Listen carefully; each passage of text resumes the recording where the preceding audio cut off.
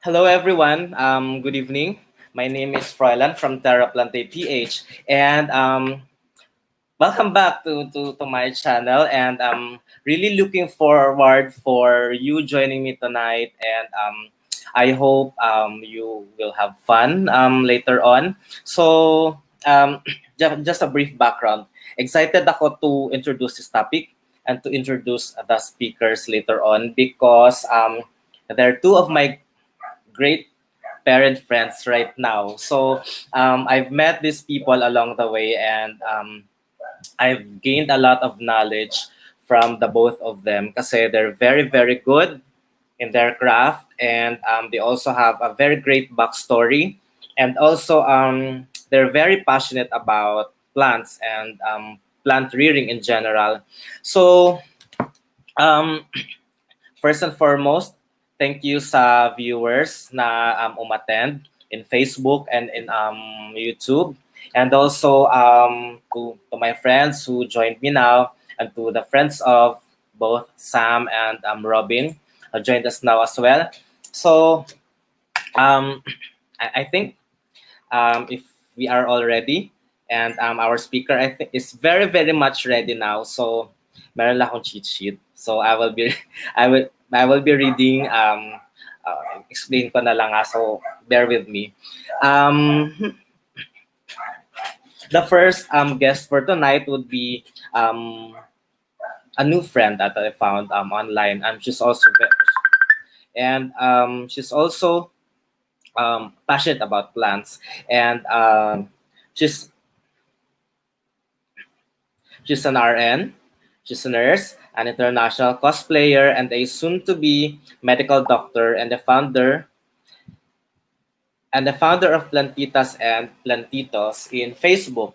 And also, she's the founder of her newest brand that would be Plant Smart. And without further ado, let me introduce to you Robin Abraham Balisi, or we can call her Robs. Hello, Robs. Hi. Hello. Hi, Hello. Fran. Hello. Inviting All me. right. Mhm. Okay. Introduce to you. Okay, so Robs, thank you for joining us tonight, and thank you for spending time with us. I hope a lot of viewers will enjoy our little talk tonight. So, um, let me read my cheat sheet again. Walang Fran. So, kumusta ka naman, Robs? How's Sunday? OMG. Prelims na namin bukas. Ay, prelims. Midterms na namin bukas. Oo nga, tapos inistorbo ka pa namin tonight. So, Yeah. pasensya na. So, at nawawala. Ayun, there you go.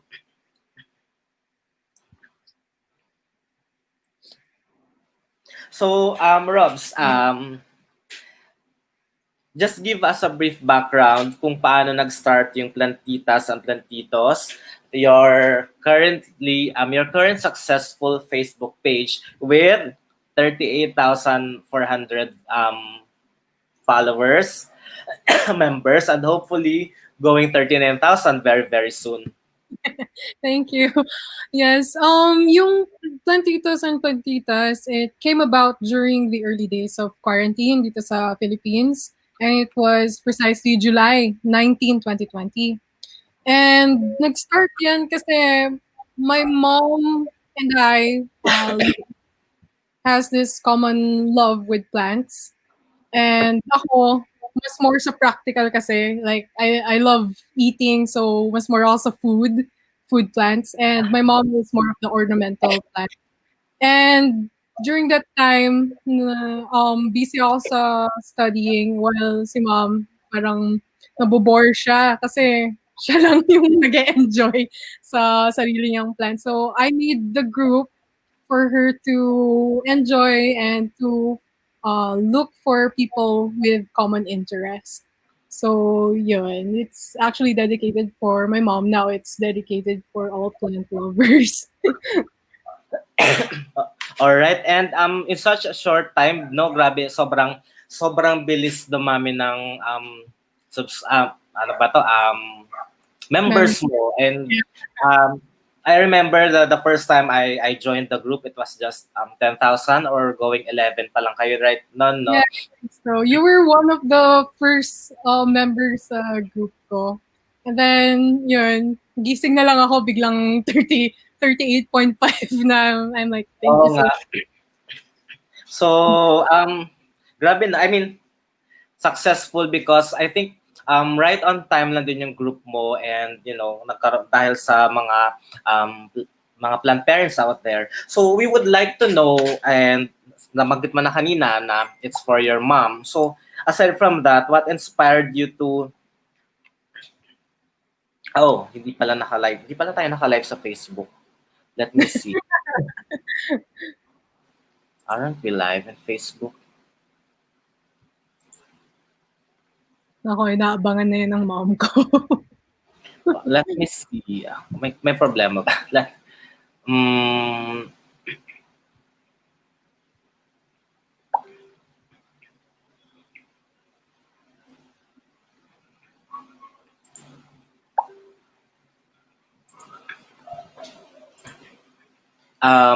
Aren't we live in Facebook? Naka-live public. I think so. Kasi may mga Facebook users na nagko-comment.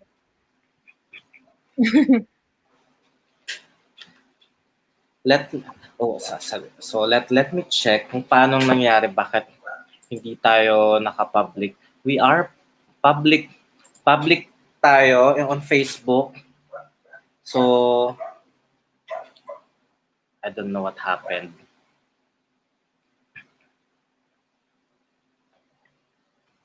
All right. Sige. Siguro if for those in Facebook na can see it, we can share siguro. I'll share the link na lang here for YouTube. But sorry to cut you off, Rob. So sabi nga kanina, as you mentioned, you were inspired by of starting it for your mom. So what else inspired you to start the Plantitas and Plantitos page?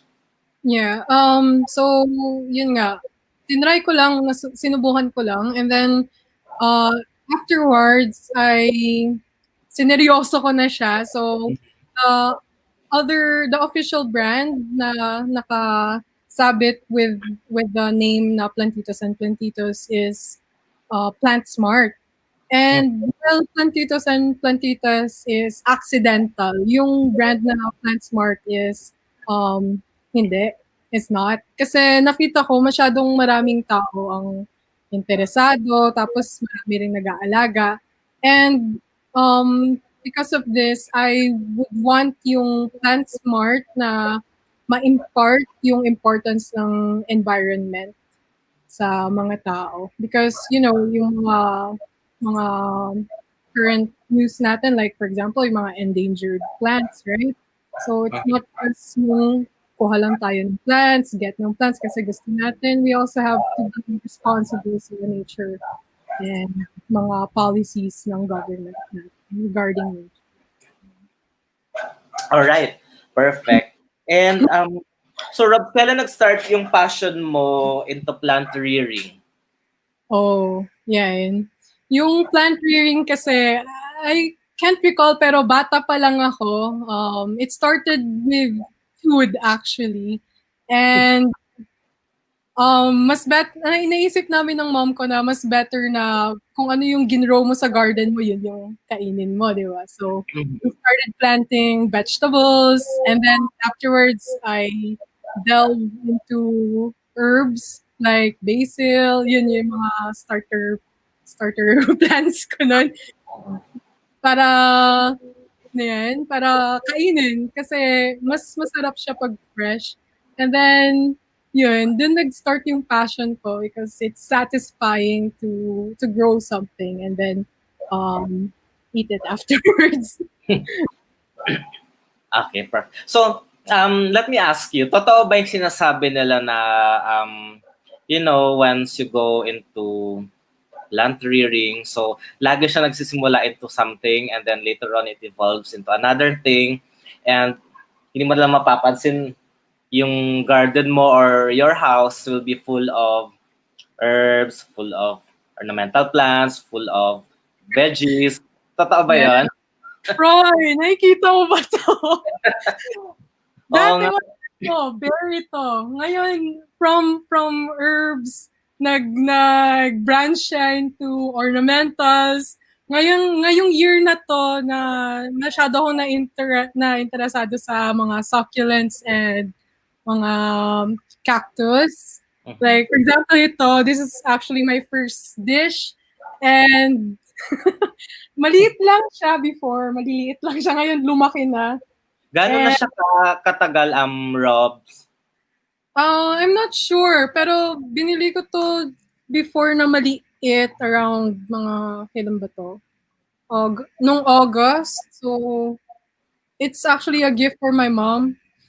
And then, ayun. So, since August, tuloy-tuloy na yung pag-aalaga. And then, my new addiction right now is itong caladium. How do you say it, Roy? Ask natin mamaya si Sam. I believe, I don't know, caladium. Pwede Yeah. naman siguro both. Oo nga. Tanong natin na expert. And yes, this is the Red Emperor, which was given to me by one of our mods in my group, si Ate Len. And yun, marami siyang mga varieties ng mga caladiums and other plants as well.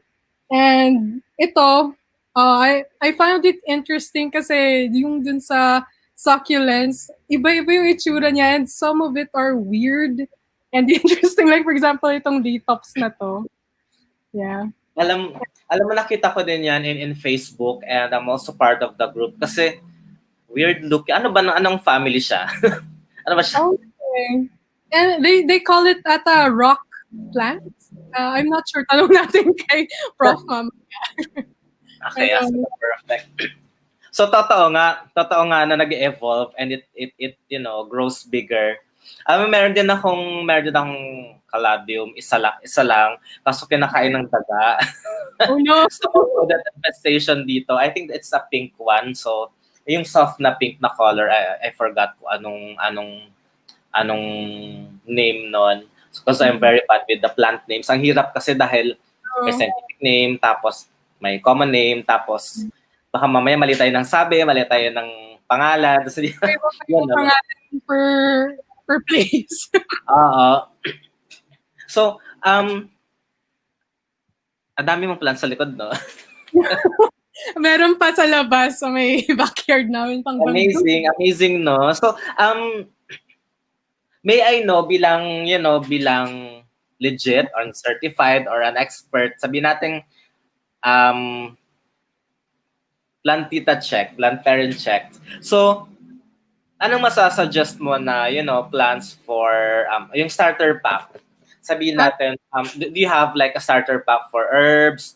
Meron ka bang starter pack din ng veggies na you grow? Yung madali lang ba yung starter pack for para kunwari sa amin, like we're starting.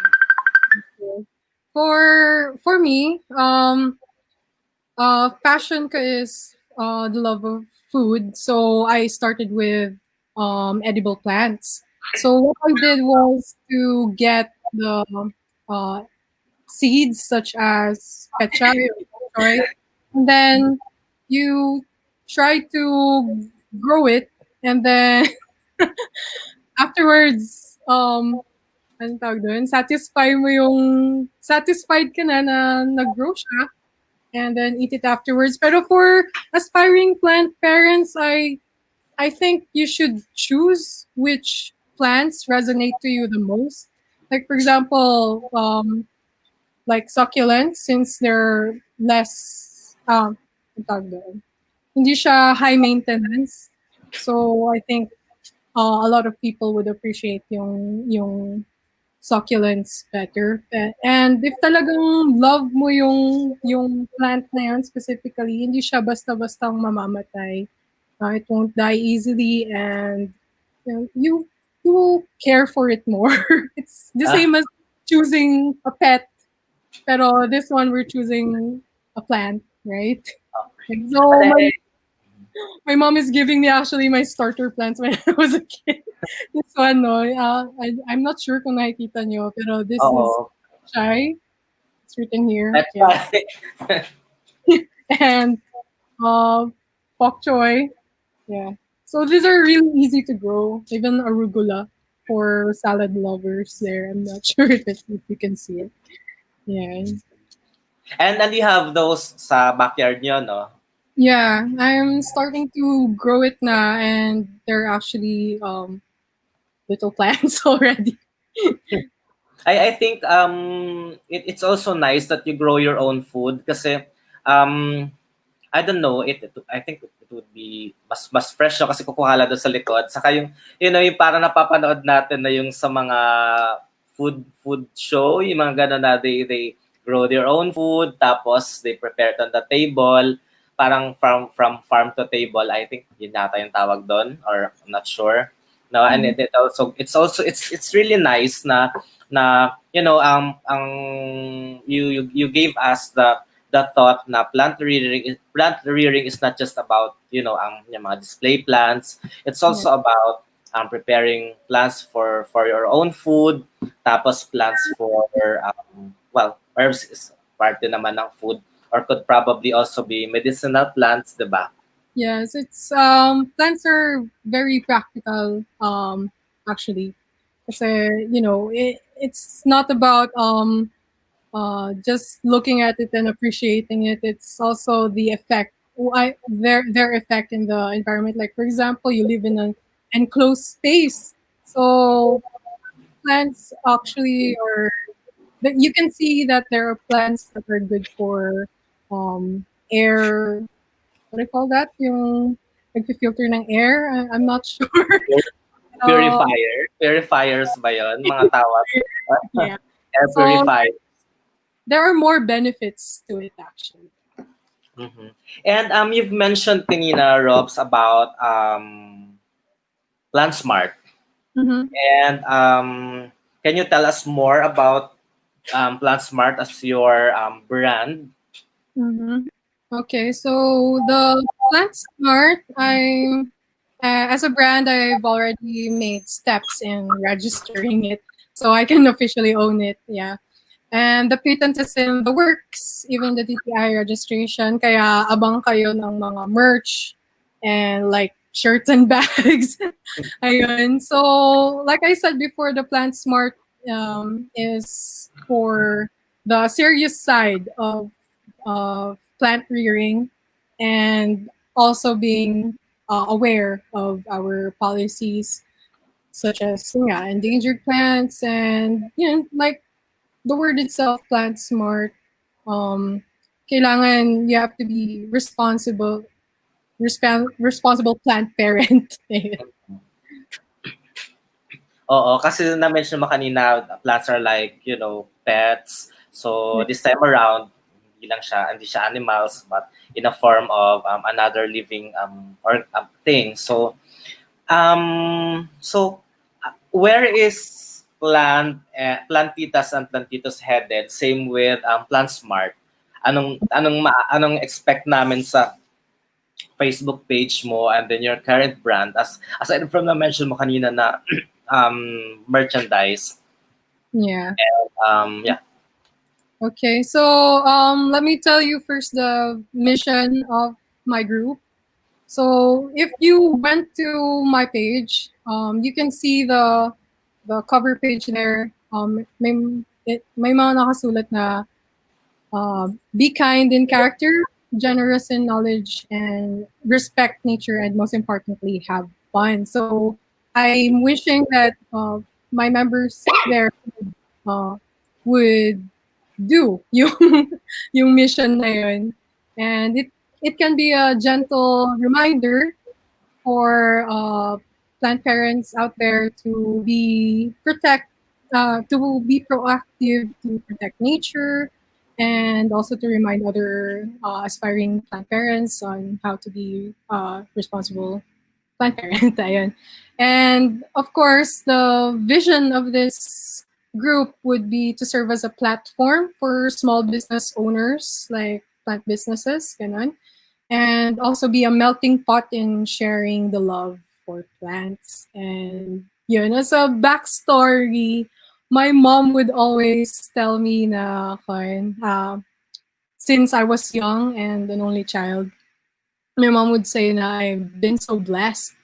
So my life goal as I was growing up, I want to pay it forward and pay it forward to creative people, creative youths precisely, and help them experience the same blessings that I had through this group. And hopefully may mga businesses din na mag-flourish dito, and uh, also with my business, and then so that I could help them. Okay. So that's the direction I'm trying to go. Medyo philanthropic siya. Roy, mute ka ata. I'm sorry. Sorry, one thing that is I picked up sa sinabi mo, Robs, would be, pay it forward. Ako din, I always believe in, paying it forward. Kasi it's rather important na, you should be a blessing first to somebody else or to a group of people. Because you can never go wrong with being a blessing to other people. So I think that would be a great starting point for Plant Smart and Plantitas and Plantitos. And hopefully, we get to see that the soonest, and abangan namin lahat. Saka sana may we get to see more of it soon. And I know that you are very busy. So how about, can you give us an advice to aspiring plant parents? Okay, so first advice, I mentioned it earlier, is to choose the plant that resonate to you the most. Kasi, yun nga, if you really love that plant, if you're really interested to it, you will take care of it and it won't die easily. And second, always do your research. Our next speaker actually will help you how to research on your chosen plant. So, um, and the third one is have fun with the process. It may be slow. Some plants may be slow to grow or fast to grow, but enjoy the process of plant rearing. You know. I think very beautiful yung ni-share mo, Robs, because plant rearing is a journey, and if bumili ka lang, I didn't do your research, baka mamatay lang siya after 1 week. So sayang yung money, sayang investment, sayang din naman, na-invest mo na emotions Mm-hmm. and the space you've given to the plant. And I really like it that you're saying na, enjoy the process, because I think yun naman yung point of doing it. Yeah. We get to enjoy the stuff that we're doing. So where can we see you, Robs? Where can we see Plantitas and Plant Smart? Plantitas and Plantitos and Plant Smart. Yes. You can see my group in Facebook. I haven't branched out yet to IG or any other social media. So we're solely focused in Facebook group. It's called Plantitas and Plantitos Plant Smart in Facebook group. You can search it. Our moderators such as Ate Len, Ate Mariel, Tita Bebs, and Sir Jojo, my father figure, will be the one sifting yung mga membership namin, because we also maintain a friendly environment there. So you have to be, ano ba? You have to, ano yun, gawin yung mga rules namin dun sa, We have to follow the rules. yeah, you have to follow the rules. Yes. So I And hope you guys can check it. perfect. And actually, since I'm already part of it, I can see na the people in it are very friendly, and may makita lang bibigyan ng advice. Lalo na nagpapa-ID ng plants, ang dami. Ang dami nagpapa-ID ng plants, right? So I think it's a very fun, and it's very fun, and a learning platform. So for those who are watching us right now, sana you can join the Plantitas and Plantitos.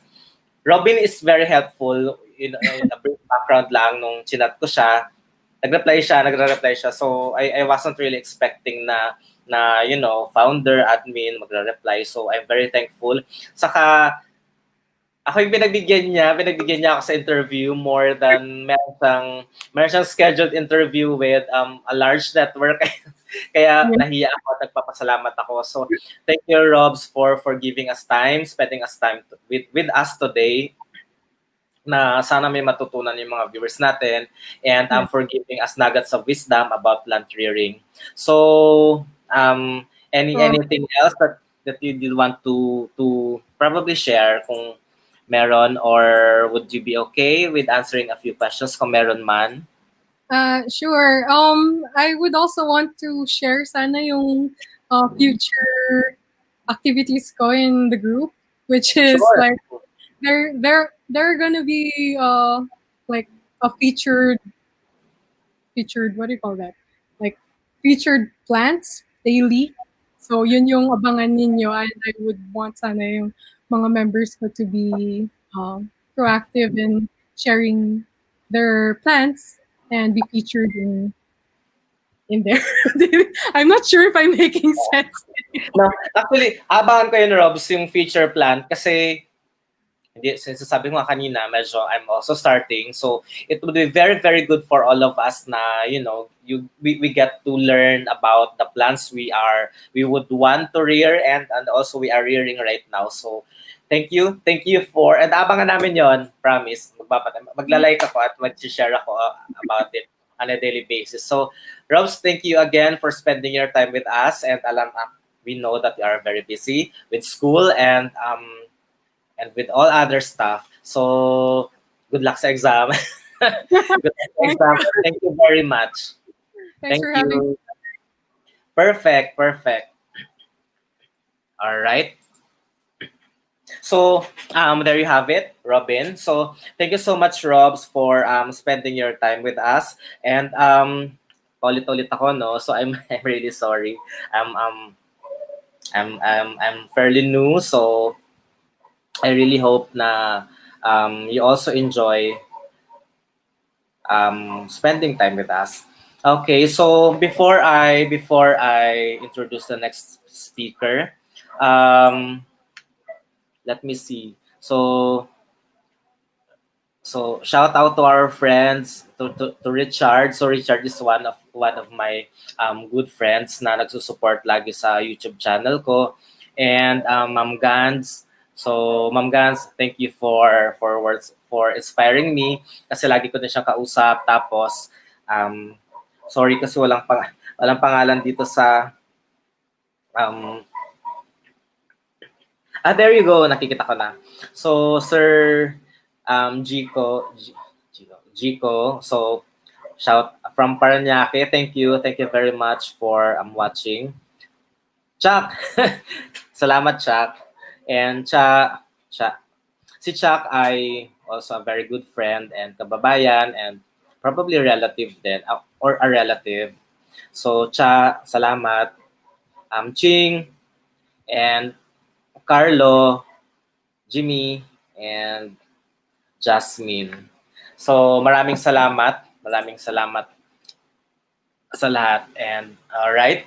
Okay, and on to our next speaker. So grabe yung shinare kanina ni Robin. Maganda yung mission and vision niya for Plant Smart. So hopefully we can support her and her mission and vision para sa business niya, because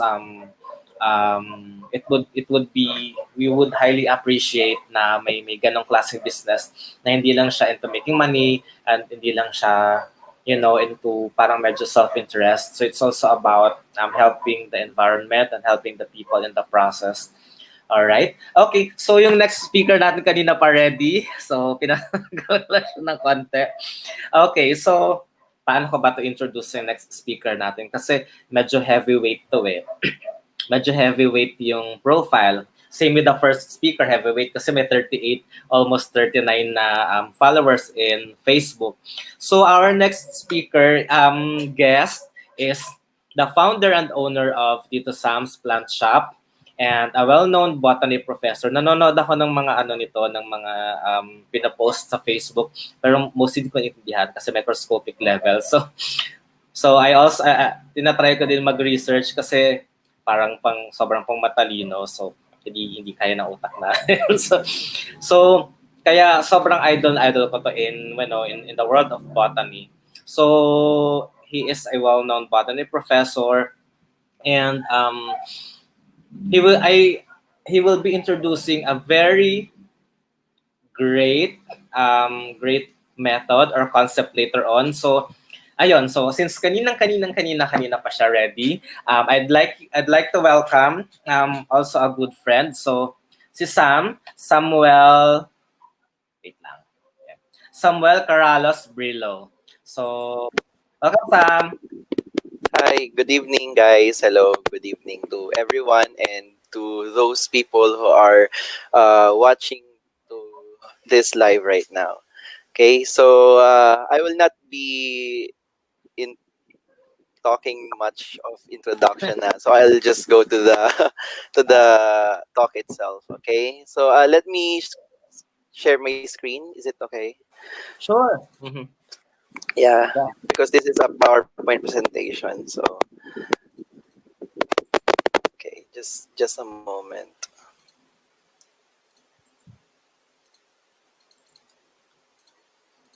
Okay, can you see it now? Not yet. There you go. All right. Okay. So for tonight, I will discuss the ultimate guide on being a plant parent. So again, my name is Sam, Tito Sam na lang. Okay, I'm the owner of Tito Sam's Plant Shop. I'm also a faculty of Pamantasan ng Luzon na Maynila College of Science. I teach botany, and I'm also an AXA licensed financial advisor. Okay. So for tonight, we will discuss three major points for this talk. So first, what it means to be a plant parent. Then, the basic groups of plants. And lastly, introducing the Wefa Method or WEFA, the guide you need on your plant care journey. Okay, I think this is very new to you. So, what is Wefa Method ba? And what does Wefa Stand for? Okay. All right. So, before we begin, I would like to give you uh, something here. So, researchers show that plants are capable of reacting to different chemicals, gravity, light, moisture, infections, temperature, oxygen, and carbon dioxide concentrations, parasite infestation, disease, physical disruption, sound, and touch. Now, why did I mention this one? First of all, why do we take care of plants, or why do we collect plants and put it inside our home or in our porch or in our mini garden? First, because they provide benefits to us, right? They give us happy hormones. They release they let us release our happy hormones inside us when we are stressed. They give off oxygen for us, right? Also, it gives beauty to our space. Okay. However, because of these factors that I mentioned, they are also vulnerable to stress.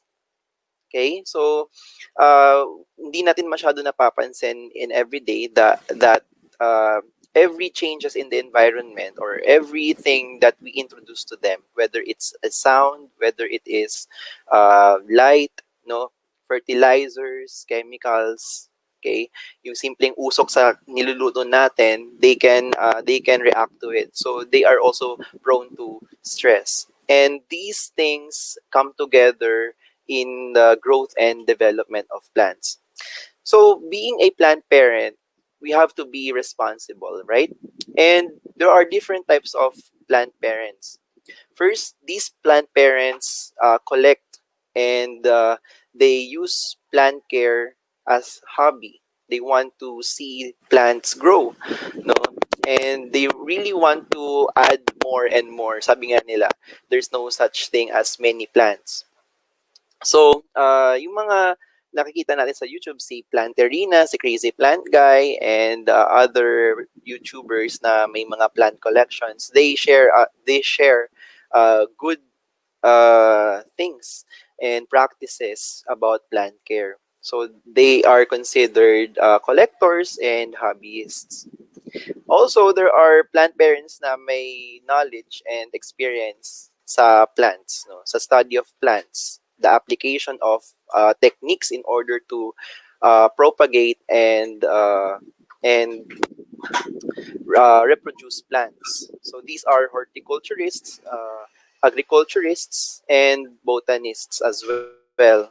Okay, so medyo sila yung mga scientific side ng mga plant parents, no. But mentioning the collectors, hobbyists, horticulturists, and botanists, we share one goal, and that is one, to be part of the culture, no, of having plants as our coexistent, let's say we take care of plants for our common goal, and para hindi tayo masyadong ma-stress sa bahay, it gives light, it gives beauty to our space, no. And also, being a plant parent, it provides aesthetics in our life. It releases stress, and it's part of hobby, everyday hobby. Lalo na pandemic, nagsusulputan ngayon yung mga uh, gusto maging plant parent, no? Maging plantita, plantito, and everything. And taking care of plants is also allows discovery of skills. Okay? Di natin alam dati, akala natin dito makakapag-alaga ng plant na mamamatay lang tayo ng halaman. But as we go along with the journey, na kukuha natin yung mga good practices, and that allows us to discover na our potential in taking care of plants. Okay? So that's it. Now, a responsible plant parent must be able to first, know and apply the basics of plant care. So, una sa lahat, kailangan natin magbasa, mag-research, ano ba yung mga basic plant care na ginagamit para hindi mamatayan ng halaman. Because again, plants are a gift to us by our Creator, and nandyan ang plants for us, no? Hindi lang sa paghinga, hindi lang sa pagkain, no? That also gives us reason to live, right? And also, a plant parent must be able to identify basic groups of plants, okay? In particular, to scientific names and classification of plants. Why is that? Marami sa Facebook ngayon and other social media na may mga nare-red tag na plants, no? Katulad ng, for example, alocasia or alocasia. Sasabihin, that's not alocasia, it's caladium. It's not caladium, it's alocasia. So nagkakaroon ng confusion, no? And hindi sapat ang ginagamit lang natin yung common name, because there is also a thing like Frydek, alocasia frydek. Hindi talaga siya dapat tinatawag na frydek, because frydek is a cultivar, while the commonly known green velvet alocasia is alocasia micoliziana. So, nagiging synonym na ni frydek si micoliziana, but the thing is, it's different. So, cultivar or hybrid si frydek, while the micoliziana is the common species of that green velvet alocasia. That's the common name. So, kailangan talaga natin maging practice yung pag-aaral ng scientific name ng plants and correct identification to avoid mislabeling, misinformation, and yung ina-avoid natin yung fake news, no, na this is burgundy rubber tree, in reality it's only an emerald green rubber tree, no. So nagiging confused ang mga buyers, sellers, no, Tapos ang ending, nai-scam sila kasi mali pala yung pangalan ng halaman. No? Also, plant parent must study and discover plants every now and then. Hindi lang tayo nakukulong sa isang klase ng plant, but also we must allow ourselves to discover more things about plants, the diversity of plants, no? Because the more we know, the the the the better that we get, the more that we are being better, no? Sabi nga nila. And kapag dumami ang plants natin sa bahay, lumago sila, sometimes we have to propagate them. Propagate plants whenever needed. And once you propagate them, you allow plants to perpetuate, no? You allow plants to reproduce. And also, when you share plants to others, it makes other people happy. No? Yung binibigyan mo ng plants na instead of bibilhin nila, mabibigay mo naman sa kanila ng libre, no? And ang maraming benefits ang pagpo-propagate ng plant. It allows plants to grow even better, no? And you multiply them. Next is we exercise responsible plant care and selling. Kasi may mga plant parent na hindi lang nag-aalaga but also they sell plant. They intend to sell plants. But also there must be responsible application for that because hindi lang tayo basta-basta nagbebenta kasi may mga plants na hindi naman natin pinapatubo from seeds or from cuttings, but we get those plants from our neighbor or sa mga bakanting lote na wala namang nagmamay-ari. So, iniisip natin, magkano ba ibebenta to? Magkano ba ang bentahan, presyuhan nito? Also, be considerate in selling plants, no? Starting from deliveries, kailangan hindi mamamatay ang halaman pagdating sa destination, and so much more about responsible plant care and selling. That's the basic. And we have to share the love and knowledge of plants and plant care. That's very easy. Okay? So, let's go to basic groups of plants. Plants are classified or grouped in different manner or in different ways. The three major plant grouping are based on the following. First is general terminology. When you say general terminology in botany, we use plant characteristics or traits in order to classify them. So first, we classify them according to their growth habit, leaf droppings, kung sila ba ay tatanggal ng leaves nila for a particular season. We have two types, deciduous and evergreen. We have also lifespan. We have annual, biennials, and perennial plants. We have also plants that are temperature tolerant in heat or in cold. Also, we also have temperature requirements for the plants. May mga hardy plants, no, na we have to consider them. Tapos, habitat or site preference. May mga plants na nabubuhay sa desert where the air is dry. May mga plants na nabubuhay sa rainforests na majority of the year mataas ang humidity and rainfall. May mga plants na aquatic. May mga plants na gusto ang salty environment, acidic environment, and so many things. Okay? Now, let's go to second plant grouping, horticultural significance. When you say horticultural significance, this is something to do with the application of plants in benefit to human consumption.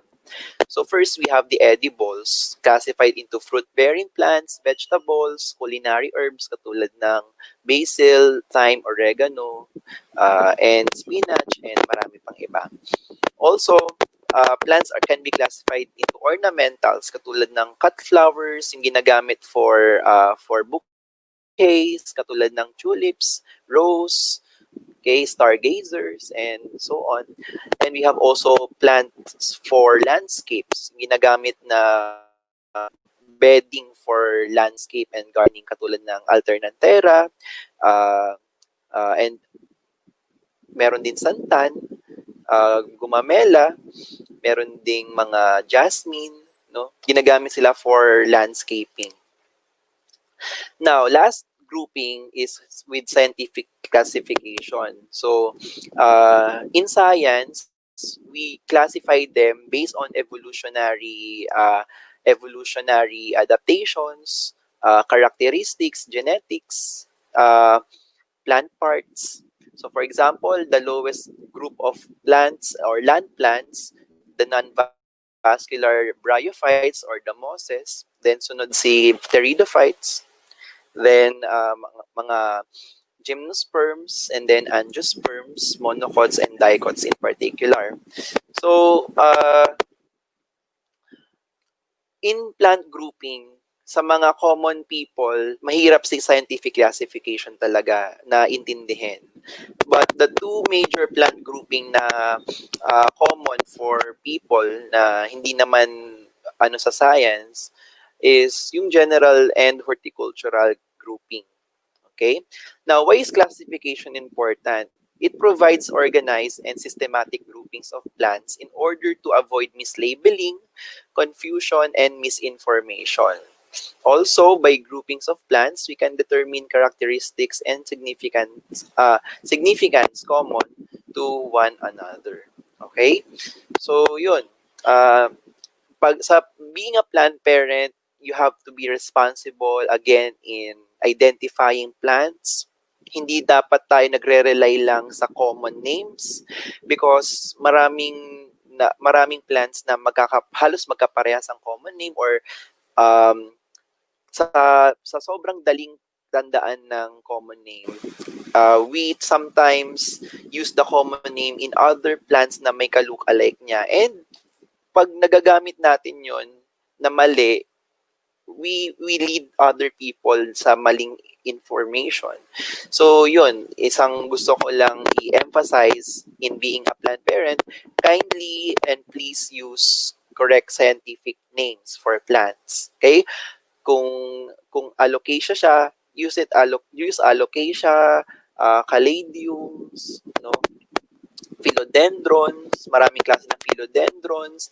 May philodendron domesticum, philodendron and anthuriums, may mga pothoses, epipremnums na halos magkakamuka pero iba-iba dapat talagang tawag sa kanila. Okay? So, the two major plants na observe ko lang na common among Plantitos and Plantitas in the Philippines ay yung mga succulents and aroids. Okay, ano ba yung mga succulents? These plants are fleshy. No, yung leaves nila is full of water. Okay? And they tend to live in regions na mababa ang humidity because they tend to store water inside them. They don't need much water from the ground. They absorb water from the air that goes to them. So these succulents have different types and groups. So we have the lithops, the calancho, aloe, echeveria, Cryptopetalum, agave, portulacaria, sempervivum, crassula, cactus, aeonium, sansevieria or the snake plants, and haworthia or the zebra plant. Okay? And aroids, ito naman yung mga common among people na mahilig sa foliage, mga leaves, no? So, we have here alocasia, colocasia, anthurium, philodendron, homalomena, pothos, aglaonema, Syndapsus, Schismatoglottis, Tomatophyllum, Monstera, Epipremnum, Spatifilum, Arum, and Caladium. Di ko rin na-mention yung Caladium dito, but they are part of aroids. Okay? common thing about aroids is that their flowers are in spadix form. Okay, spadix. Very evident siya sa mga anthurium species. They like to flower most of the time, but some anthuriums cannot flower every time. So medyo rare sila mag-flower.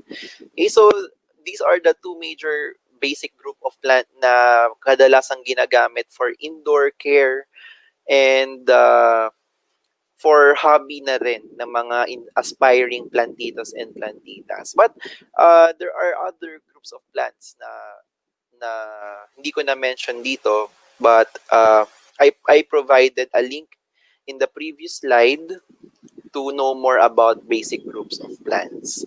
Okay? Also, prayer plants. Pansin ko din, maraming nagkakagusto sa mga calathea, maranta, stromanthi, tenanthi. Okay? Yung mga prayer plants, magaganda talaga yung kanilang mga foliage. Okay? And they are really adapted to dark and low light environments because generally they used to live in the floorings of rainforests where the light can the total sunlight from the environment cannot really pass through. So yun. So these are the prayer plants from the family Marantaceae and also Dracena, yung mga dragon trees, Song of India, Dracena reflexa, Dracena marginata, Dracena fragrans, or yung mga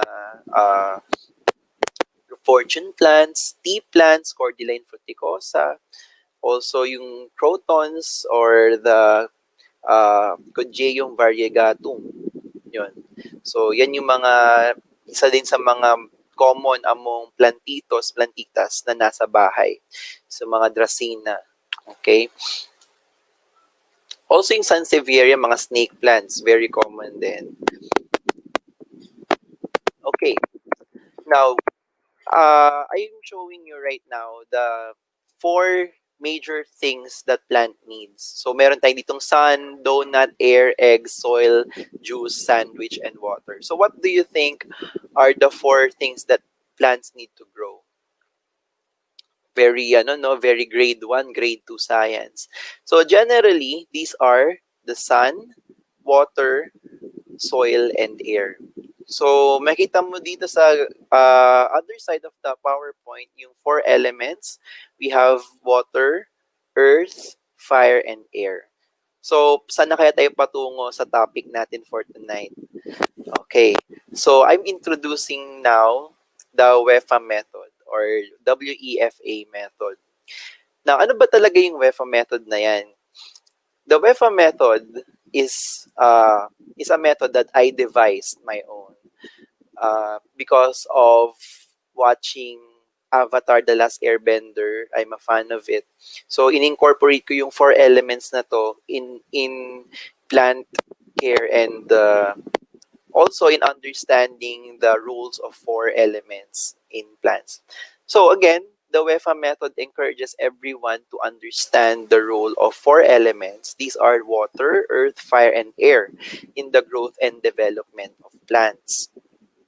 It is a simple yet comprehensive guide for us to fully understand the needs of different plants.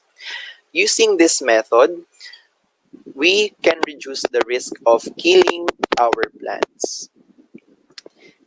And I would like to emphasize that the Wefa method is a guide and not a rule. So if you think that other things work for you, then I will not force you to follow this method. But for those aspiring plantitos and plantitas na struggling pa din na mabuhay yung plants nila, because may mga plants talaga na very difficult to take care of. And sa mga plantitos, plantitas na gustong magsimula this quarantine, this will really help you in starting and being organized in taking care of your plants. Okay?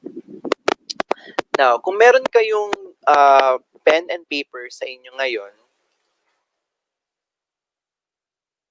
I want you to create crisscross. I don't know if this is crisscross or table with or window with 4 squares. Okay, and try to place one plant name na gusto ninyo or anything na meron kayo ngayon. For example, golden pothos. Okay? So, lalagay nyo dito golden pothos sa taas. Tapos, yung 4 boxes represents W, E, F, and A. So, that W stands for water, E is for earth, F is for fire, and A is for air. Okay? So, later on, madidiscuss ko sa iyo yung role ng water, earth, fire, and air in plants. And for each things na madidiscuss ko, ilagay niyo yung requirement niya or ilagay nyo dun yung description for the water, earth, fire, and air requirement for the plant na gusto ninyong ilagay ngayon as part of our activity. So, ako, kunyari, gusto ko ilagay is golden photos. So, susulat ko yung golden photos sa taas. And then, gagawa ko ng window. Then, I'll put the W, E, F, and A. So, kindly leave a space sa loob ng table. Kasi lalagay nyo siya mamaya ng inputs. Okay? Now, W is for water. Water as an element maintains normal functioning of plants and is critical in photosynthetic activity. And you know what, guys? Water is really an amazing element because water can be found almost everywhere. Even in dry air, there is a certain portion of water content in the form of moisture. Also, in Earth consists of 70% water. Okay, and 3% of it is fresh water. No, and we know that water is required for plants. Now, for water, we have to consider the following things. Okay, first is water requirement for plants. How much? How much does the plant need in terms of water requirement? For watering schedule, how often? Gaano kadalas ba dapat siya binibigyan ng tubig?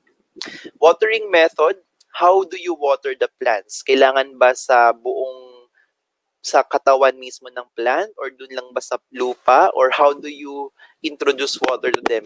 Do you need to spray them? Do you need to spray the soil? No? Kailangan alam natin paano sila diligan. Kasi may mga part ng plant na ayaw mababad sa tubig for the long time, and that can introduce leaf rot, no, or stem rot, root rot. Also, water type, anong klaseng tubig ang gusto nila for better growth. Water drainage, kailangan ba well-draining ang isang substrate or medium for the plants? Kailangan bang very well-draining? How well-draining should be? Also, water tolerance, how tolerant these plants are kapag nabababad sa tubig. Kasi, again, root rot is mainly caused by too much water. Commonly caused by too much water in the soil, and we don't want that to happen because once root rot starts, hindi natin siya nakikita kasi it manifests underneath the ground. Okay, hindi mo siya makikita agad sa halaman. Makita mo na lang siya kapag medyo critical na yung plant, kapag nagkaka-root rot na. So diyan magsisimula yung browning of leaves, magiging malambot yung stem, no? So, nagiging droopy yung leaves.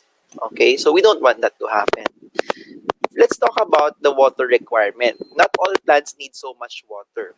So, here I provided the major plant types na inaalagaan natin sa bahay. So, first are succulents. Succulents doesn't need very much water. Why? Because they draw water from the environment. And Philippines is a humid country. It is a tropical country. So moisture in air should not be a problem. So usually ang succulents madali siyang alagaan, maganda siyang buhayin sa mga high rising areas, katulad sa mountains, no? Where sa lugar katulad ng Benguet, Baguio, mga matataas na lugar.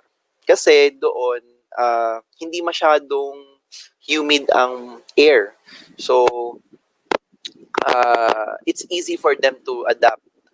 Kapag binaba na siya sa city, medyo nagkakaproblema ang succulents. Medyo nahihirapan siya mag-adapt kasi the water content in the environment is really different. Also, the soil quality is different. So, sometimes we introduce different medium for them. If you are aware with soilless mix for succulents na majority ay mga rocks and stones. No? Next are aroids. Okay? Aroids need water talaga. And some aroids are let's say hindi masyadong sensitive sa overwatering as long as the medium is well draining or the soil is well draining.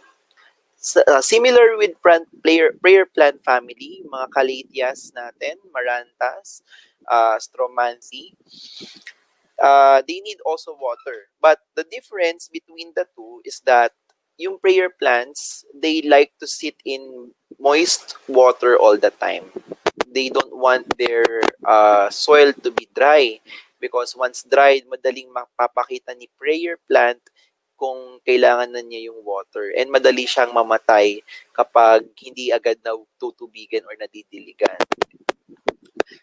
Now, ferns, orchids, and epiphytes, they need a lot of water because some ferns, orchids, and epiphytes, yung mga epiphytes, ito yung mga plants na kumakapit sa puno, dun nabubuhay. No? They rely water on the moisture on air. They need water kasi may mga substrate sila na hindi nag-hold ng water too much. So, kapag natuyo na yung water sa bark, sa tree surface, they will start relying on water sa air. For culinary herbs, sobrang lakas nila talaga sa tubig. Almost every day, kailangan mo silang diligan. Madali kasing mamatay ang herbs kapag hindi na nadidiligan. No? Magugulat ka na lang, tunaw na yung lavender mo, tunaw na yung green tea, kasi hindi na diligan agad. So, every day talaga, kailangan na didiligan yung mga herbs. Outdoor plants also need so much water kasi ang concept nito, ang outdoor plants, they are exposed to open space and direct sunlight. So expect that the water from the soil will evaporate much faster than those plants na nasa loob ng bahay. Okay, so they need a lot of water talaga. So, but we consider it in giving them water. Now, for watering schedule, I provided here letters A, B, C, and D. A stands for water every once in a while. B, frequent watering, more than once a week. Then C, water only when the soil or medium is dry. D, keep soil or medium moist but not wet. So, I listed again the common plant types. And these are their watering schedules. For succulents, A and C. Aroids, A, C, and D. Prayer plant family, A and D. Ferns, orchids, and epiphytes, letter B. Culinary herbs, B and D. Outdoor plants, B, C, and D. Okay? So, kindly take note kung kailan nila kailangan ng watering. Okay? For succulents, please don't overwater them because they have so much water inside them. And if you introduce so much water, the water will saturate them and ending mamamatay yung succulent. Okay? And do not spray sa surface ng succulent because they don't want to sit on water all the time. Avoid putting them under rain. No? Huwag mo silang uulanan. Now, for watering method, be considerate on how you give water to your plants. For succulents, please water them only on the soil or medium. For aroids, pwede kang magdilig sa medium, and also you might want them to spray the leaves for extra humidity. Especially yung underside nila sa ilalim, they want their leaves to be extra humid or extra moist. For ferns, orchids, epiphytes, on medium, and sometimes leaves are optional. Pwede mong buhusan ng tubig yung kanilang mga dahon. For culinary herbs on medium, for outdoor plants on medium, then you can also spray their leaves kasi for additional humidity na rin. Okay? For calatheas on medium, also you have to spray on their leaves sometimes. Okay? For water types, some plants can tolerate different chemically treated water, but some just love natural water. So please avoid giving them water that they don't like. So for succulents, water type must be 1, 2, 3, and 4. Ano ba yung 1, 2, 3, and 4? So 1 is rainwater, 2 overnight tap water, 3 tap water, 4 drinking water. So for water type sa succulents, pwede sila sa rainwater, overnight tap water, and drinking water. For aroids, 1, 2, and 4. Prayer plants, 1, 2, and 4. Ferns, orchids, epiphytes, 1, 2, 3, 4. For outdoor plants, 1, 2, 3, 4. And sa culinary herbs, pwede sila sa 1, 2, 3, and 4. Okay? Water drainage. Not all plants want to be sitting in so much water through time. Okay? And when you introduce water to them and the water stuck in the soil for too long, it might be a chance for root rot, and we don't want that to happen. Also, fungal infection to the roots and molds. So for, sorry.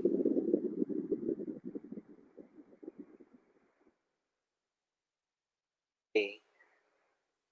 So for water drainage, succulents must be well draining. Aroids, well draining and fast draining. Prayer plants, well draining. Ferns, orchids, epiphytes, well draining and fast draining. For culinary herbs and outdoor plants, they must be well draining. Okay? Pag sinabi natin fast draining, ito yung kapag winoter mo yung soil, so madaling bumaba yung tubig. Kapag well draining naman, it takes time but the water drains. Okay? So, please make it practice na kapag nag-water tayo ng plants, yung tubig na-flash out dun sa butas ng pot. Okay? It replenishes the soil and the root. Okay? It replenishes them. For water tolerance, overwatering is one of the major causes of plant death. So, we have to determine if how tolerant they are when it comes to water. So, for low tolerance, I assigned 1 for low, 2 medium, 3 and 3 for high. So, for succulents, they are low tolerant. So, kapag nasobran mo lang sila sa dilig, they can die easily. Aroids 2, prayer plants 2, ferns, orchids, epiphytes 3, culinary herbs 3, outdoor plants 2 or 3. Okay? Or 3, sometimes 3. Depends on plant species. Okay? Now, E is for earth. Okay? Let's go to earth element. Earth as an element provides stable place for growth and essential nutrients for to plants. Okay? So, for the element of earth, we have to consider the following factors for plant growth. First is potting medium. Ano bang kailangan nilang potting medium? Is it a soil mix or soilless mix? For pot type, kailangan ba plastic or ceramic? Or pwede bang parehas for the plant? For plant placement, saan mo dapat siya ilalagay? Because we have to make the plants still connected to earth, no, sa ground, except for epiphytes. Fertilizers and pesticides, is it required? How often should you give them fertilizer or pesticide? Repotting schedule, when you need to repot them. So we have to discuss first yung different types of soil or potting medium or media. Okay? First is soilless organic. When you say soilless organic, ito yung mga medium na walang halong lupa pero it consists of organic materials such as rock, vermicast, barks, cocoa chunks, rice hulls. So yun yung mga soilless organic mixture. May organic part pero walang lupa. Perfect siya sa mga aroids, yung mga aroid mix. Okay? Some aroids also need soil. So mamaya i-discuss natin yung soil organic kasi may mga aroids na gustong-gusto ng tubig. Okay? Next is soilless inorganic. When say soilless inorganic, ito yung potting medium kung saan walang halong lupa at wala ring masyadong rock. Okay? So yung kanilang medium is made up of synthetic or inorganic medium. Common to sa hydroponic system, okay, wherein you only need water, okay, and you add nutrients in the medium. Okay, so ito yung perfect sa pag-grow ng mga homemade or homegrown lettuce, herbs, vegetables na ginagamit or pinapatubo sa hydroponic system. Soil inorganic, ito yung mix between soil and inorganic materials. Perfect to sa mga succulents. Soil inorganic, ito yung mixture talaga ng soil, vermicast, chicken manure, guano, carabao manure, vermicast, and other materials such as pumice, perlite, charcoal, cocoa bark, cocoa coir, cocoa peat, and rice hull, carbonized rice hull. Okay, lava rocks. So, yun. Soil organic. Okay? Now, you have to consider identifying the type of potting mixture or potting medium for the growth of plants because you want to simulate their natural habitat in terms of the soil that they are normally growing in. Okay? Now, for potting medium, here are the following recommended media. So for succulents, SLI or soilless inorganic. For aroids, soilless organic, soil inorganic, and soil organic. Prayer plant family, soil inorganic and soil organic. Ferns, orchids, epiphytes, soilless organic, soil inorganic, or soil organic. Culinary herbs, soil organic. For outdoor plants, pwedeng soil inorganic, soil organic. For an exemption sa culinary herbs, pwede rin sila sa soilless inorganic kung papatubuin mo siya sa hydroponic system. Now, let's consider pots. Okay? There are two major types of pots. We have plastic pots and clay or ceramic pot. Ito yung tinatawag natin terracotta pots. For plastic pots, let's compare them. Plastic pots are durable and flexible, while clay or ceramic pots are sturdy and stable. Plastic pots are less expensive than clay pots. They are also easier to clean, and clay or ceramic pots are harder to clean because since they are made up of earthy material, they are prone to growth of molds, moss, algae, and dust build up. Okay? So, kailangan mo siyang linisan kapag nalulumot na yung surface ng or nagmo-mold yung surface ng clay pot. Also, plastic pots have high water retention and clay ceramic pots have low water retention. The reason for that is that ang clay pot kasi may mga maliliit na butas sa surface which allows air circulation sa roots. Also, mas mabilis ang water evaporation gawa nga ng air spaces inside. So, maganda ang terracotta pots or clay pots sa mga halaman na ayaw masyado ng tubig katulad ng succulents, mga ferns, pwede rin dyan. Pwede rin mga outdoor plants sa mga terracotta. Philodendrons, pwede rin. The disadvantage of ceramic or clay pots is that you tend to water the plants once they run out of moisture or water. Pero pwede ka rin mag-switch sa plastic pots. Now, for plastic pots, since mataas ang water retention, medyo prone ang mga plants sa root rot. Pero you can avoid them by using a well-draining or fast-draining soil mixture. For plastic pots, also please consider the type of plastic that make up the plastic. So that's it for plastic pots. Okay. So for types of pot, sa succulents, pwede tayong gumamit ng clay pot, aroids, plastic pot or clay pot. Prayer plant family, plastic pots.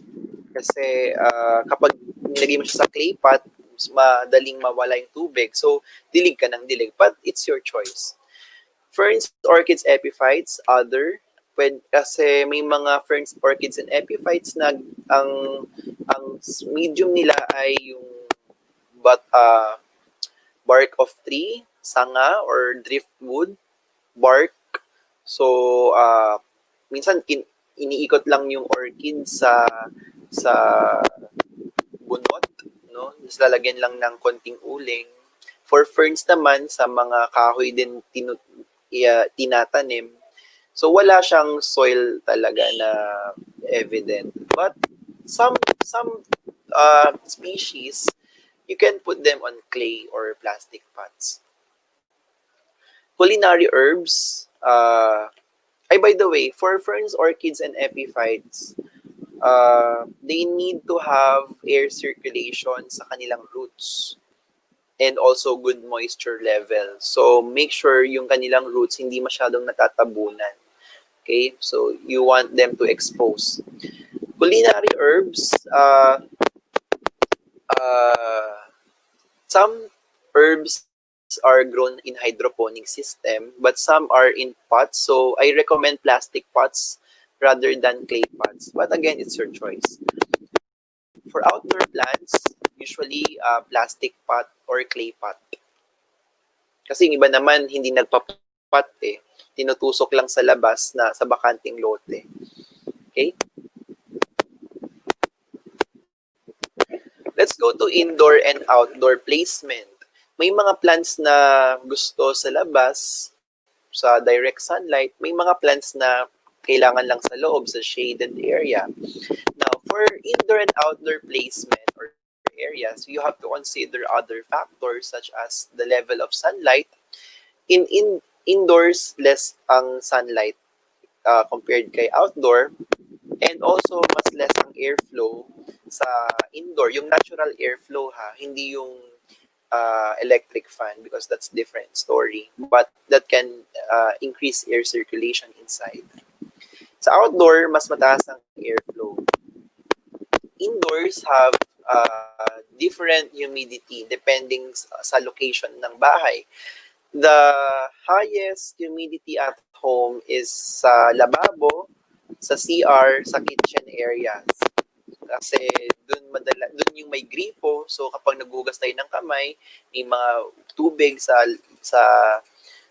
lababo, pag nag-evaporate siya, sumasama siya sa yung water vapor, sumasama sa air. Ang outdoor naman, also humidity may vary depending sa location ninyo, kung saan kayo nakatira, kung sa highlands or sa lowlands, humidity level can vary. But remember, tropical countries have higher humidity rather than those country na nasa temperate zones. Katulad ng America, Europe, yung mga countries sa Europe, no? Sa UK, mababa ang kanilang humidity. Sa Canada din, mababa ang humidity. So, they tend to use humidifiers at home to simulate the required humidity for plants, especially yung mga jungle plants. Plant placement. Again, you have to consider the amount of sunlight, humidity, and airflow where you want to place them. By the way, hindi lahat ng indoor plants, hindi lahat ng outdoor plants pwede sa labas lang. Pwede rin sila sa loob, depending on the amount of sunlight that it receives inside the home, inside your house. But not all indoor plants, the same goes with indoor plants, but usually indoor plants must be indoors only. Kasi they are prone to sunlight scorching on leaves, okay, or burning of leaves. Now, for plant placement, succulents, indoor or outdoor, yes, pwede silang both indoors and outdoors, but you have to consider humidity indoors. Aroids, pwede sila sa labas din at sa loob, pero for indoors, you have to consider the airflow, and for outdoor, you have to consider the amount of sunlight that they get. Prayer plant family, yes, pwede sila sa loob. For outdoor, minsan hindi natin sila pwedeng ilabas. Pero kung ilalabas mo siya, please avoid direct sunlight. For ferns, orchids, and epiphytes, yes, pwede mo silang ilagay sa labas. But please consider sunlight and airflow inside the indoor premises. For culinary herbs, pwede sila sa labas at sa loob ng bahay. But for indoors, please consider the amount of sunlight that the herb needs.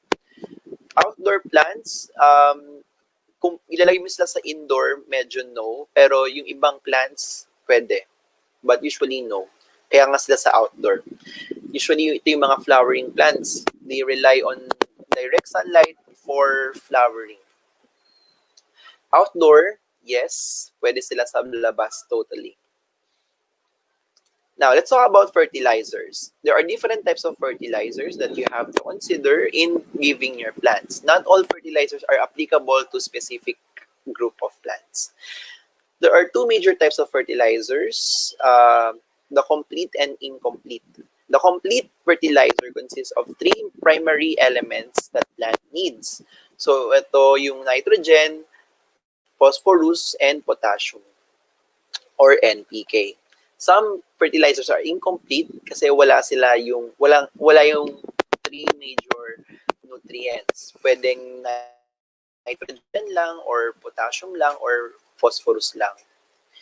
And for other fertilizers, may two types then, soluble and insoluble. For soluble fertilizer, it dissolves in water and are applied as a liquid solution. But for insoluble, includes granular and slow-release fertilizers that are applied to soil or growing media.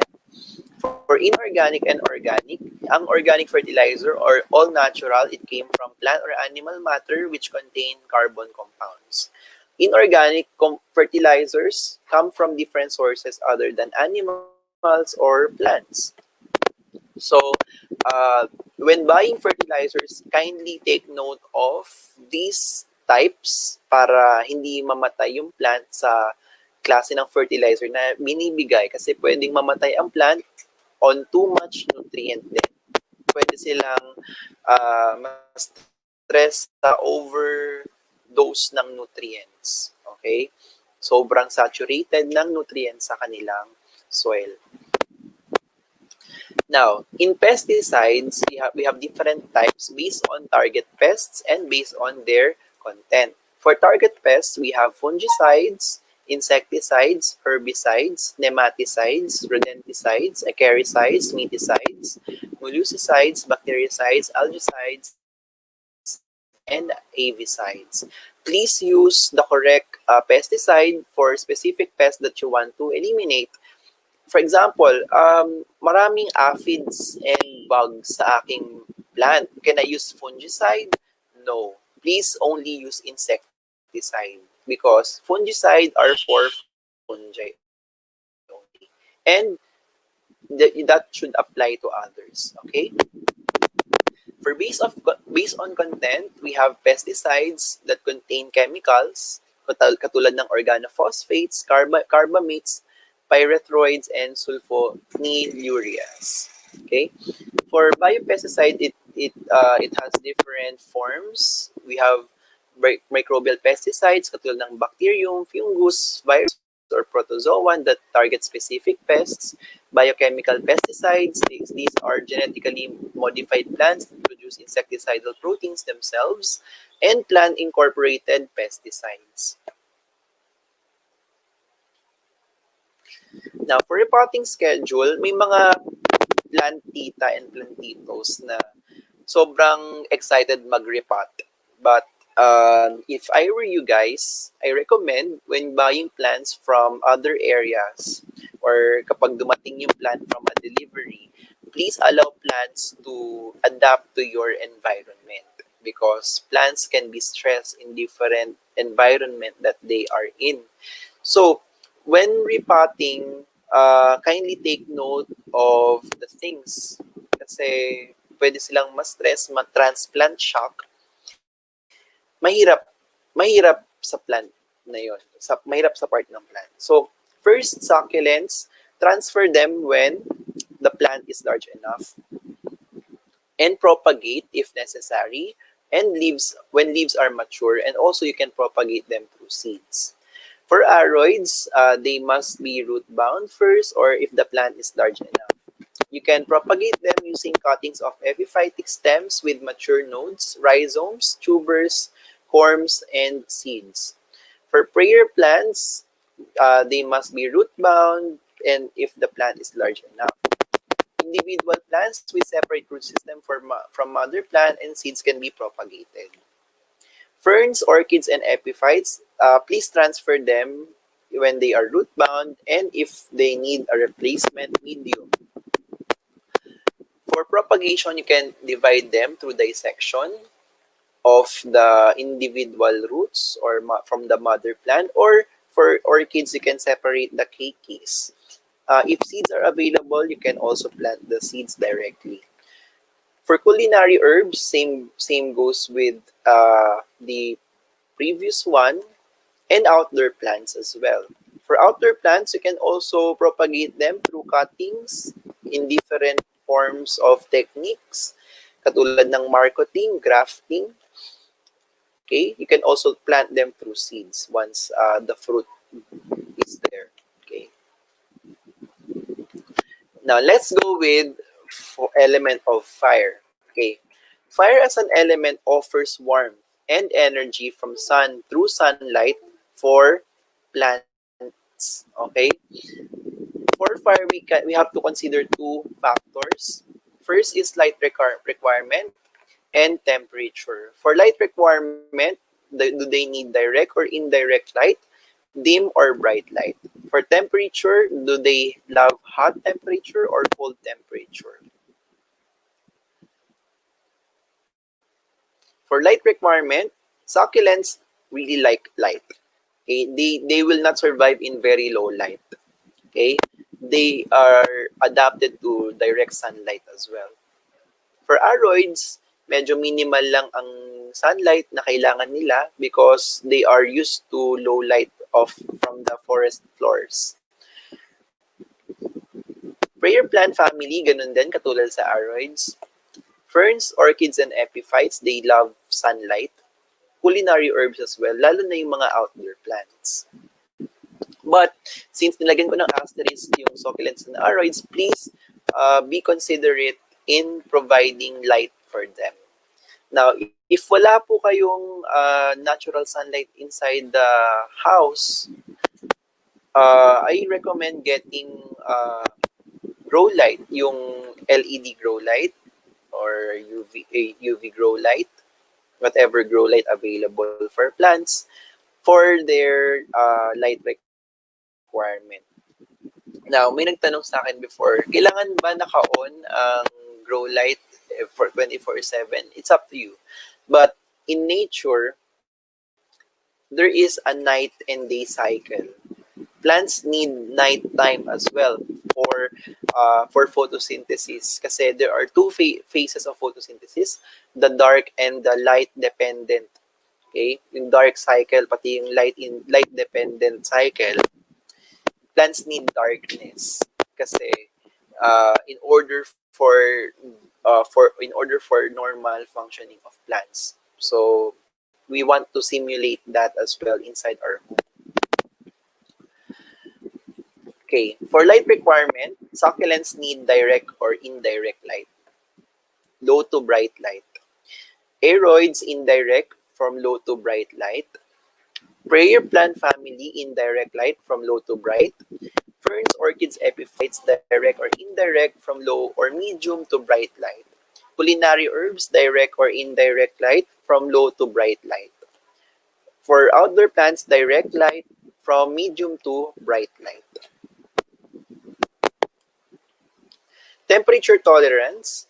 Succulents, almost all are tolerant with hot temperature, lalo na sa Philippines. Okay? But for succulents, madali kasing mawala rin ng tubig kapag sobrang init, so please be considerate. For cold temperatures, succulent really adapted, but for aroids, prayer plants, and other plants, please be considerate. Lalo na kapag may aircon sa loob ng bahay, hindi nyo sila pwedeng ilagay basta-basta sa loob ng kwarto na may aircon. Bakit? Because the aircon or the AC draws out moisture from the room. So, if you will put them inside the room with AC, please provide them humidifiers and also wag masyadong malamig kasi it affects their plant cells. So, pwede silang mamatay sa sobrang lamig because aroids tend to adapt in the forest wherein hindi naman ganun kalamig kapag umaga or gabi. A is for air. Air as an element allows plants to breathe. Okay, plants need air circulation above and below the ground for healthy growth. Okay, so for air, we have to consider the amount of humidity. Does it like humid environment or ventilation on shoots and roots? Kasi kailangan din ng air sa ilalim ng lupa para sa healthy growth of roots. Humidity is the amount of water vapor or moisture in the air. Now, the humidity affects the rate of plant transpiration. So, if the humidity goes up, the water concentration is greater outside the leaf. Therefore, the rate of transpiration goes down. So, malalaman mo sa plant na kailangan nila ng humidity kapag mataas ang rate of transpiration. So, there are danger signs as well when plants need or doesn't need too much humidity. Now, for little humidity, malalaman mo na kailangan niya ng humidifier or humid environment kapag nag-brown yung tip ng dahon or nag-yellow yung gilid. And buds and flowers shrivel and fall. Now, for too much humidity, magkakaroon ng gray mold sa leaves, magiging malambot yung leaves din. Tapos, there will be patches of root rot or rot from leaves or stems. And also, the flower will turn gray with mold. Okay, so magkakaroon ng mold and fungal build up kapag sobrang taas ng humidity. Please avoid exposing humidity on succulents and cactus. Kasi it can provide, it can welcome root rot and rot sa cactus. Ngayon, meron akong friend na nagpaulan ng kanyang succulents and cactus. Yung as in talagang when matagal na exposed sa rainfall, nilagay niya agad sa loob ng bahay, namatay yung succulent and cactus. Why? Kasi nalunod sa tubig. That's the term. Nalunod siya sa tubig. Kasi di naman niya talaga kailangan ng water on the surface. So, avoid spraying as well sa plant. Lalo sa succulent and cactus. So, humidity, ayan. Si succulent ang may pinakamababang humidity requirement, but the rest need humidity or humid environment. For ventilation or airflow, they need circulation. So, kapag mag-aalaga kayo ng halaman sa loob ng bahay, please create circulation sa bahay, air circulation, by turning on your not aircon, but electric fans, no? Kasi kapag stagnant ang air, madali rin silang mamatay or ma-stress. Okay, so I just want to plug my shop, Tito Sam's Plant Shop, at IG, Instagram. If you want, lalo na yung mga Cavite, Laguna, and Metro Manila peeps, just message me there. Hindi naman po ako kalakihang business. And kung ano lang po ang available sa shop ko, yun lang po ang mabibigay ko.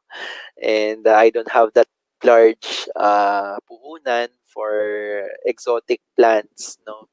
So yun. Ayan, so for this presentation, may mga references and helpful links din ako dito if you want to research and read more. So that's it for my presentation, and I hope you guys enjoyed my talk. Wow, thank you so much, Sam. I mean, wow, full course and complete yung full course and complete yung discussion. So, there's a question for you, Sam. Hello, yes. Sorry, dire-diretso ako magsalita. It's okay, it's okay. We are listening. So, the question thank is, you. this type of plant was not discussed. I just want to know what is best. What is the best soil medium for ananas nanos or mini pineapple?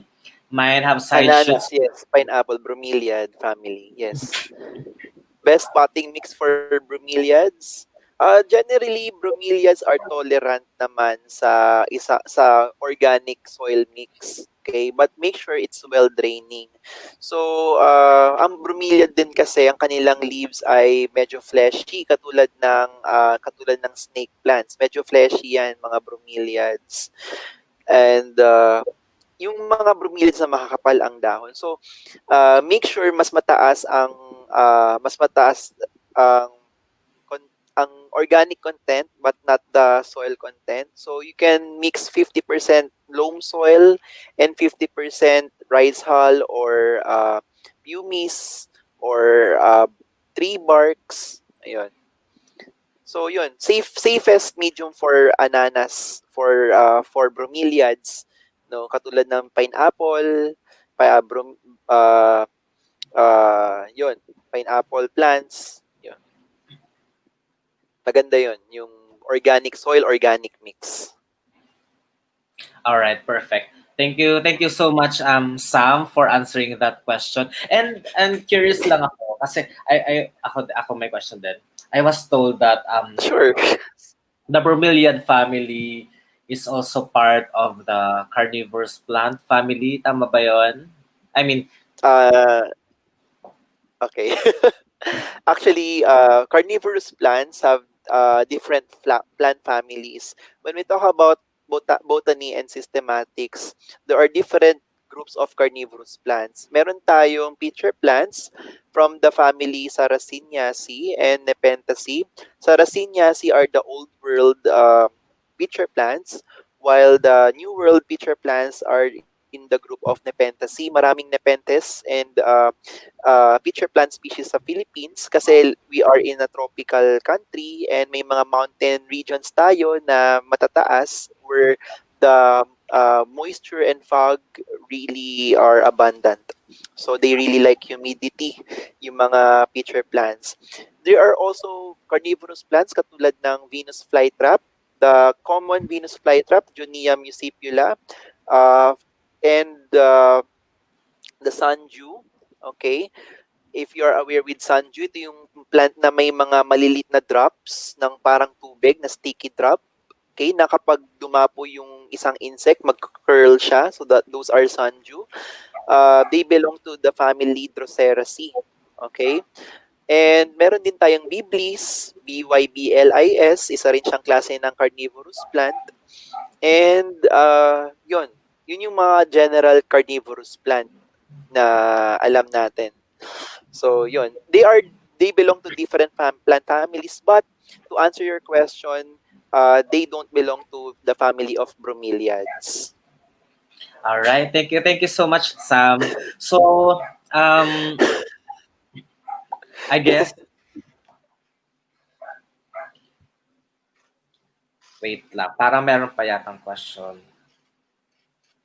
Sure, go ahead. Kung meron ba sa shop mo na sundew or yung mga Venus flytrap? Ah, Any wala carnivorous po. any? Wala po akong carnivorous plants ngayon sa shop kasi isa sa mga factor you have to consider when taking care of carnivorous plant is number one, you have to simulate their natural environment. How? Since carnivorous plant really likes humid environment, they like to sit in a watery medium or moist medium. So sometimes based on my study sa mga nag-aalaga ng carnivorous plant, they like to put sphagnum moss on top of their soil medium kasi gusto nila talaga ng watery medium. So sometimes they also build a greenhouse na ang humidity ay mataas. So when you want to take care of carnivorous plants, please give them the care that they need. But some carnivorous plants are easy to take care of, katulad ng Drosera burmani. We have also the Byblis. Yun yung mga lesser maintenance plant. But again, you have to study how they you have to study their needs talaga when taking care of carnivorous plant. But for now, wala po na akong carnivorous plant kasi my house is small. So wala rin akong pagtatayuan ng greenhouse for my plants. Also, yung pitcher plant din, maganda rin siyang alagaan as carnivorous plant. May mga pitcher plants na hindi masyadong sensitive sa humidity changes. All right, perfect. Thank you so much, Sam. So, for the benefit of the one watching us now, anong mga meron na plants sa Tito Sam's plant shop? Para then, if Okay. you'd like to order and if people would like to Oo. buy and Yes. prepare or can ask you what to get. Mm-mm. Okay. One thing that I can assure to my customers is yung mga plants na binibili nila, they are already pre-potted. What do you mean pre-potted? What do I mean by that? I decide what kind of potting medium they need. So, hindi ko siya nilalagay lang sa basta-bastang lupa na may halong mga other ingredients.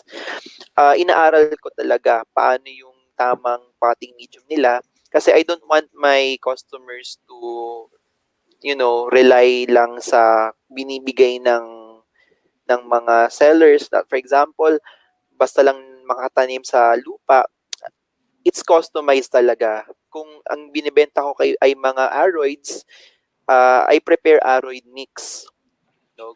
Bumibili pa ako ng mga rice hull, ng cocoa peat, ng uling, ng perlite, pumice para lang ma-meet yung requirement ng plant. Okay?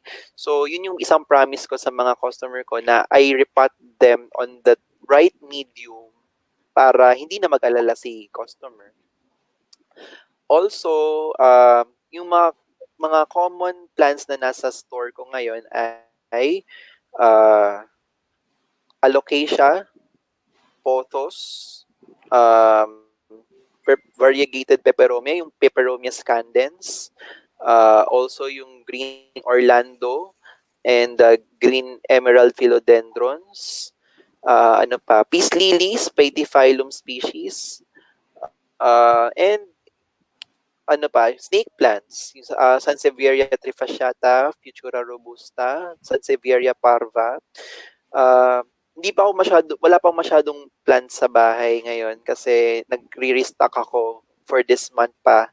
So, if they want to be updated, just like my page, just follow my page sa Instagram for them to be updated. Thank you. And I also included your Twitter account para then, they can also see you probably. And, well, alam mo, do you Oh, also yes, send yes. Oo. your, I tend to post new plants din. do you also have like, yung mixture ng substrate mo or your soil mo na, they can get when they'd like to buy the plant na appropriate? Mm-mm. Okay. Yes. So if you want, if you want to pre-mix, ako yung gagawa ng mix for you. Ano naman, you can ask me to do that. Okay? Also, yung kung makakabili ba kayo ng soil sa akin, please let me know ahead of time kasi I have one supplier from the garden that I really rely on the most. So, if they want to buy, just let me know. Okay, but All right. I don't really sell like I have the lineup. No, wala. Kapag kailangan lang nila and kapag available, just let me know. All right, perfect. Hopefully, I can visit your shop soon para then, Sure. then Just let me give know our when. audience a tour kung anong meron and then Yes. makita din namin yung Yes. mixture para then probably in the future na stream. So, Mm-mm. thank you so much, Yes. Sam, for Thank you. Thank you. sharing your thoughts and Mm-mm. ideas. And Mm-mm. ako nakinig talaga ako the entire time because kasi kailangan ko din I create terrarium. So, sabi mo Oh, kanina, yeah. Oo. ang na-pick up ko yung mga humidity is important, especially the soil, the substrate. Kasi Mm-mm. terrariums also has very, very parang Mm-mm. Tama, tama. maraming limitations. So, mabuti na lang na i-share mo din yon para din ma-mix and Oo. match namin yung mga pwedeng mga plants na pwedeng gamitin sa pag Yes. kunwari magkakasama yung mga aroids sabihin natin or kung ano Tama man na yun. plants. Okay, perfect. Thank you so much, Mm-mm. Sam. So, Tama. Thank you, Ben. Thank anybody you. else who has a question? Shout, shout out to Josh from a pinsan. So, and also to Sir Mm-mm. Julius. Thank you for joining us today, sir. So, um, wait natin kung may questions pa. Thank Sana you. Thank you. madaming, I mean, ako madami ako nakuha personally. And i-rewatch ko tong live stream natin because you gave us a complete lecture on everything you need to know about plants. I think as far as I know, this is the most extensive na parang na lecture ngayon that has been given to us for free. So we can be more than thankful para sa pag-spend ng time with us, Sir Sam, Tito Sam, Thank you, and then. Thank you. sana Thank we you. can look forward to more of these kinds of lectures or talks from you. Hopefully soon ma-feature Mm-mm. din natin ferns and moss kasi um, itong mga ferns and moss is very close to my heart. Medyo um, ano to we don't know a lot of things about it. Kasama na rin carnivorous plants. So, marami Mm-mm. tayong mga enthusiasts out there na gustong matuto about it. So sana makabalik ka and we can Oh, share yes, sure. Just let me it know. to us. Oo. All right. Sige, Yes. Sam. Thank you so much and Thank you. Thank hope to you. see you soon. All right. Thank you. Thank you so much. Sige. Yes. Okay. Bye-bye. Bye-bye. All right. So okay, it's about Wow, grabing share sa atin ni Sam. And actually, nakinig talaga ako the entire time because parang walang information na kaya ko malagpasin dahil sobrang kailangan ko yung information that Sam shared, and hopefully para din sa mga nakikinig. I know marami yung mga plant parents as well na nag-aabang ng information na to. So sana nakatulong tayong lahat nakatulong tayo sa lahat ng pangailangan. Okay, so for now it's about time siguro na i-share ko yung some things na saan ba 'yon? Which is where di ko makita. Okay, mag-share lang ako ng a few items. Yung mga brand that I've worked with, yung mga brand friends ko. So, paano ba to? Hindi ko marunong. Share screen. Okay, share ko muna yung app. Share. But I can see it.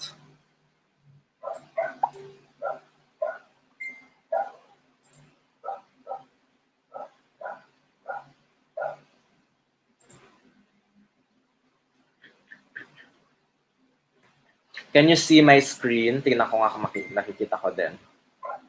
Let me check. Alright, so kanina ang una natin speaker was Robin. So Robin is the founder and the owner of PlantSmart. So makikita natin siya sa Facebook, and also she's also the founder of Plantitas and Plantitos. So support natin yon because madami doon sellers, madami doon mga experts, lahat everything na kailangan natin in the plant business and in plant rearing nandoon na din. And wala na. So ayan. So Tito Sam's Plant Shop. So kung isa-search natin si Sam in Facebook, ayun yung brand logo niya. So punta lang kayo sa page niya, and hopefully you can get from him kasi ako I will be getting a lot of plants from him then kasi I will be using it in my big project that will be upcoming. So ang peculiar and very unique about the plants he is offering is siya mismo kasi nagmi-mix ng soil or the substrate he is using. So there's an assurance na ang makukuha mong plant sa kanya ay maganda yung quality, at the same time maganda din yung quality ng soil na ginagamit, yung appropriateness, because tulad nga na sabi niya kanina, we can just get plants and later on makita natin magdidilaw na lang yung dahon because hindi bagay yung soil or something. So I highly encourage you na you get your stuff from him. And also another brand na close to my heart is Simple Plants. The owner is Joed Biason. So he is a very good friend, and he started his business just a while back lang, and he's very successful in building the brand. Aside from getting plants from him, you can also request may mga types of plants na gusto nyo din makuha. You can request from him and he can prepare it for you. So and also you can ask discounts sa kanya, bala na siya doon. So you can find him on Facebook and Instagram, Simple Plants Manila. So visit niyo lang yung page, and hopefully he can provide your needs. So for now, I think yun lang yung ma-share ko din. So nasaan na yung Alright. So I guess I have no more things to discuss. Siguro I think yung parting words ko lang for this live stream would be we treat plants siguro as good as we treat our pets, our the people around us, because they give us a lot of things na we may not even be aware of. Baka nagbibigay sila ng joy, nagbibigay sila ng fun, and so we reciprocate kasi if they take care of our emotional needs or kung ano man psychological needs, we also have to take care of them kasi hindi mo pwedeng one way lang. You know, plant rearing is a two-way relationship. So, you know, pag-aalaga natin ang relationship natin sa two-way process. So, ayun, yun lang naman siguro. We take care of the things given to us and the things we've acquired para then they take care of us in return. Kasi towards the end of the day, if we invest on something, we make sure that we invest fully para naman hindi yung nagulat ka na lang mamatay or something. Yun. Okay, so I guess if that's it, I'm looking forward to seeing all of you again. Salamat talaga sa pag-join, sa lahat ng mga friends, sa lahat ng mga hindi ko nabanggit, sa lahat ng mga hindi ko, I mean, people I've worked with. Kay Sam, kay Robin, salamat sa time na binigay niyo sa akin. Salamat sa panonood. Nakakahiya. Actually, nahihiya ako when asking people for a favor. Pero maraming salamat talaga. I look forward to seeing you again para sa more meaningful, sa mas meaningful pa and mas meaty pa na mga discussions later on. The next time, hopefully, Robin or Sam can join us again kasi they provided a lot of insights sa atin na very helpful para sa mga ginagawa natin sa buhay. And with that, hopefully you get to see me in a physical location soon. Mag-open ako ng stall. And also pag matapos yung mga projects ko, you will be the first one to see it. All right. So with that, I wish you all a happy Sunday and enjoy the rest of the week. Hope to see everybody again soon. Thank you so much. Goodbye.